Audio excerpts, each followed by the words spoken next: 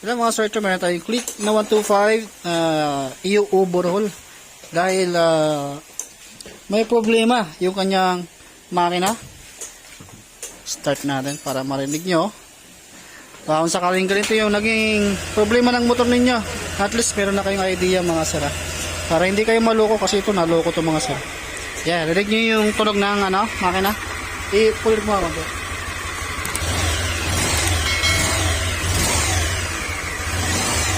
Rinig niyo yung umuhunin na yan.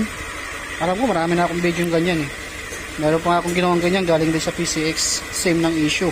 Ibig sabihin kapag ganyan yung tunog niya mga sir, ay sigunyal. Pero yung gagawin natin doon sa sigunyal niya, yung side bearing lang. Ibig sabihin mag-overhaul pa rin tayo doon. At ang kilometer nito ay yan. Tapos pinagawa niya na to sa iba. Nabili niya kasi itong mga sir ay second hand. Tapos pinagawa niya sa iba, kaya nasabi kong naloko ito. Kasi nga kung titignan niyo yung pinabili sa kanya, sa tingin niyo mga sir, yung tunog na ganyan, yan, sa tingin niyo ito ba yung dahilan? Sa tingin niyo ito rin ba yung dahilan? Yan, sa tingin niyo din ito rin yung dahilan. Yan, lahat ng mga to goods yung mga yan. Yan, pinalitan, pero yung ingay andyan pa rin, hindi pa rin nawala. Ibig sabihin, hindi ito yung may problema, kundi yung bearing. Yan, kaya magkano nagastos mo? 10,000 na. Yan, 10,000 na yung nagagastos ni sir. Hindi ko na ipapakita yung mukha ni sir kasi ayaw ko naman din ng yung ganun. Okay, bawa natin para makita natin kung ano yung problema nito. Pero sa nag-experience na namin ng mga ganyan tunugan, bearing lang. Bukod dun, wala na. Siyempre, mga gasket, oil seal, yan, mga papalitan yan. Langis kulan, yan, papalitan yan. Kasi wala namang ibang problema, kundi yung tunog na lang yan. Tunog big bike. Sisi na lang yung maliit. Pero yung tunog big bike. Kaya, pag-iwalayin mo natin mga sara. At ayan, meron pa tayong mga ginagawa. Ayan, puro mga click yan mga sir. Iisa lang yung Yamaha ang ginagawa natin dito mga sir. Yung gear. Yan, Yamaha gear. Problema naman ito mga sir ay nagpa-welding si sir. Tapos doon nagkaroon ng maraming error. Kaya tinitrace pa natin. Pero umaandar na yan mga sir. Na-stuck lang dito matagal kaya sira yung battery. Pero umaandar na yan. Goods na yan. Daming error niya. Pero dito tayo mag-focus. Kasi pag gumawa kasi ako ng Yamaha mga sir na video, totally, kunti lang yung views. Kaya puro Honda na lang lagi yung aking binibideo. Kaya dito tayo mag-focus. Yan, gumagawa kami ng Yamaha mga sir. Lahat ng motor gumagawa tayo niyan. Na-focus lang tayo sa mga click. Yan, tapos dito mga sir, mali pa yung pagkakalagay ng wire. Na dapat ang original position nitong wire na to nasa ibabaw.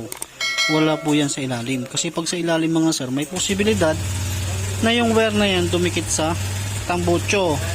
Siyempre pag dumikit yung tambocho, yung wire magdidikit-dikit, malulusaw, magkakaroon siya ng check engine, or kung minalas-malas pati ECU damage. Sigurado mayroon to. Buti na lang wala. Kasi kakagawa lang ito. Ayan o, papansin nyo bago yung kanyang magneto. Yan. Problema ng magneto mga sir, pagka yan ang na-encounter ninyo na may problema, check engine, tapos ayaw mag-start pag magneto ang sira. Yan, kasama pa rin yung check engine dyan. Yung isa pang pinalitan, yung water pump. Pag water pump, dalawa po yung i-check nyo or tatlo na kanya. Naghahalo yung langis sa kakulan, tapos maingay at may tulo. Yun yung tatlong problema ng water pump natin. Yung isa pang pinalitan, yung camshaft. Pag camshaft naman problema, kahit anong gawin mong adjust ng valve clearance, malagitik, tapos may something na tunog na parang kala mo may bakal na nadudurog. Yun yung sakit ng camshaft. Yan, ito mga sir, pasok natin yung makina sa kanyang chassis at ito yung wawalwalin natin. Ayan o, makinis naman yung loob ng makina, puti naman.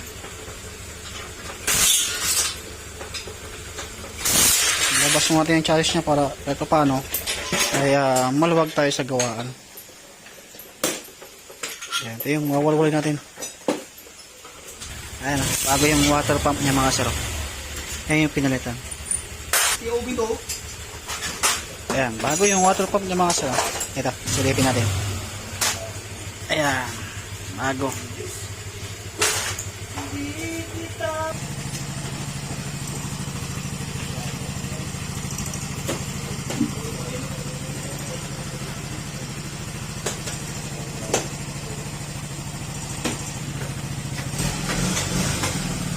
Kinis na to.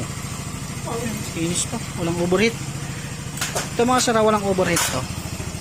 May palatandaan nyo din naman dito pag overheat mga sir. Makikita nyo rin dito naman kagad sa kanyang cylinder head. Ayan, may mga parang kala nyo dito. May mga parang itim-itim na hindi ito kasi gasket to. Kaya normal na may itim yan. Makikita nyo rito. Laktaw dito sa may butas. Itim dito. Ito goods to. Kaso yung gasket papalitan natin yan, kaya napaka-importanting kapag nagtatap overall tayo, kasi marami akong na-encounter na kapag once nagtap overall sila, ginagawa lang nila ng paraan itong gasket na to, nilalagyan na ng sealant. Yun nga yung hindi tumatagal kapag once nilagyan mo ng sealant, delikado yun, overheat pa rin. Bis na pag matagalan ay nauuwi lang sa pagkasira din uli, kaya napapagastos yung may-ari. Bumili ako ng battery kayo na. Ito yung block niya mga sir, ito yung block niya. Okay, goods pa naman. Kaya hindi natin yan pakikalaman. Kumbaga, ang gagawin natin dyan yung mismong maingay, yung sa sigunyal mga sir, yung side bearing dito. At hindi rin kalampag to, kasi hindi ko naman din narinigan ng kalampag. Kapag kalampag mga sir, hindi mo na maririnig yung ganyan, yung ganyang turbo big bike kapag kalampag. Babaro Kumala wala lang dyan. Wala na lang eh. Parang ito. Maraming pera sa iba. Pag lumaji, dito na.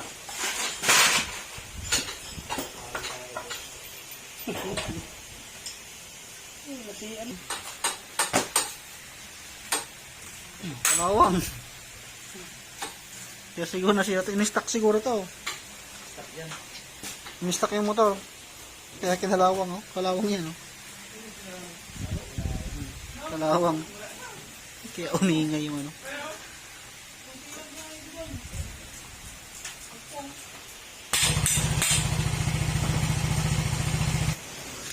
Yan, ito yung side bearing niya mga sila. Yan yung na-damage. Kaya tunog big bike.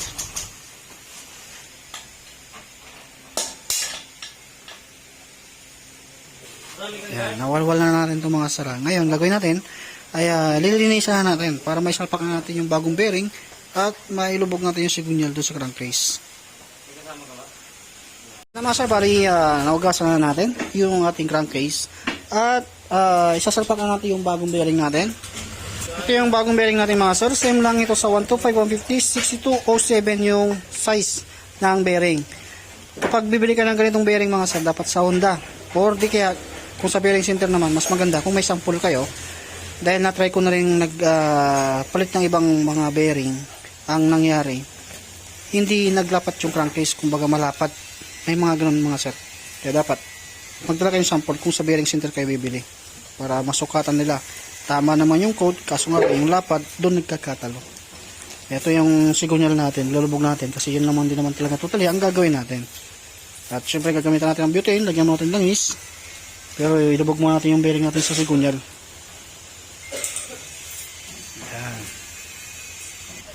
Tapos ipipress natin para may lubog natin yung bearing kasi hindi yung sigunyal na yan mga sir ay hindi siya kalampag. Ayan, ito na yung natin na bearing natin, nalubog na natin. Ayan, tapos kininis natin ng konti kaso hindi natin totally matanggal na yan. Ayan, pero wala mang problema yan. Nagkaganyan yan dahil na siguro na-stock ng matagal to, kaya ilulubog na natin. Ito mga sir, bali binibitay natin para mailubog natin yung sigunyal. Kasi hindi natin kayang ilubog yung sigunyal lang hindi natin pinapainitan yung crankcase. Okay, nasalpak na natin yung sigunyal. At may dalawang dowel yan. Dapat huwag niyong kakalimutan. Tapos palalamigin mo natin. Lagyan natin ng sealant. At salpak natin yung isang crankcase niya. Yan. Tamaso, nabalik na natin yung crankcase at yung block at head. Tapos mga tambucho. Ayan, pwede natin itong ikabit sa kanyang chassis. After natin magawa. Marami naman akong full video nito mga sir. Kung paano maglagay ng piston ring, piston pin, kung saan yung intakes, naka-exhaust. Yan, marami na akong naging video nito. Kalkalin nyo na lang yan. Yan, tapos gasket, dowel, wag nyo rin kakalimutan dahil napaka-importante yan para hindi ma-deform yung ating block sa kayong head para hindi mag-overheat. At ito, dapat laging bago. Dapat hindi na natin binabalik yung luma kasi ito yung luma niya mga sir. Yung luma niya kasi pag binalik mo yan may posibilidad na mag-overheat pa yung motor. Yan. Ayan, nakabitan natin yung water pump, tambucho. Ayan, valve clearance lang 10 saka 24 yung sukat ng kanyang clearance, 10 sa intake, sa exhaust 24 naman pag si-click. Ayan, nakatayo na, panggilid na lang tapos salpakan na natin.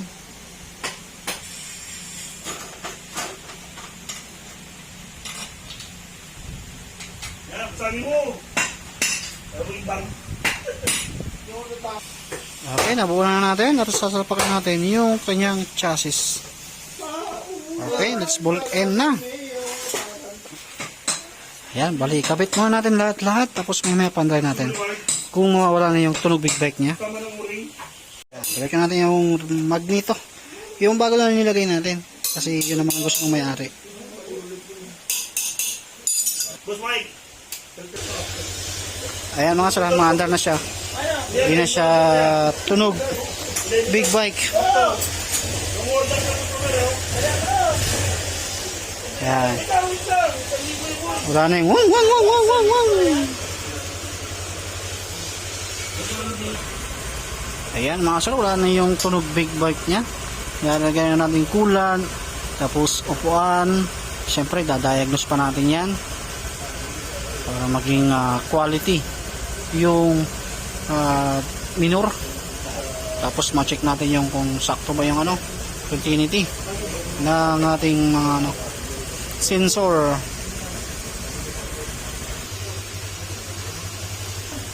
Ayan, okay na mga sir. Goods na, wala na yung ingay. Ayan, ganun lang gawin nyo mga sir kapag once na may problema sa ganong tunog, alam nyo na. Yan, bearing po yung kanyang problema, signal bearing. Pero matik, ibababa yung makina at nakadepende yun sa dami ng makikitang problema sa loob ng makina. Kasi mababa pala yung kilometer niya, 23,958 at ang pagkakadilisir dito ay 44 daw, 40. Ayan, gusto na. Ganito na yung video natin mga sir ha. At pakisubscribe na rin mga sir. Saka pakishare na rin para mas marami tayong matutulungan.